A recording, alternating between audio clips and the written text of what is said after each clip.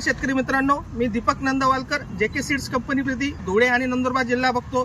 तर आज आपण गोकुल लहू पाटील यांच्या शेतात आलो आहोत. त्यांच्या शेतामध्ये आपण जेके सीडचं 15551 या कापूस या वाणावरती पीक प्रात्यक्षिक कार्यक्रम आज घेतला.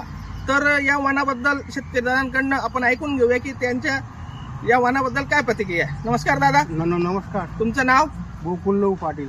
जर आज आपण तुमच्या शेतामध्ये शेतकरी पीक प्रात्यक्षिक कार्यक्रम ठेवला तर या वाणाबद्दल तुम्हाला काय चांगलं वाटलं? वाणाबद्दल चांगलं वाटलं.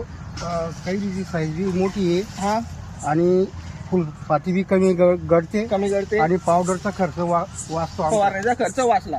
तर हे वाणाची बोंडाची साईज कसं काय? एकदम मोठी आहे. हा, तर 5 पाकळीचं बोंड तुम्हाला दिसलं का याच्यामध्ये? 5 पाकळीची बोंड आहे ना. हा. सगळेच हे खाल. तर तुम्हाला अपेक्षित उत्पन्न इतर वाणापेक्षा या वाणामध्ये जास्त येईल असं वाटतं का? जास्त येईल.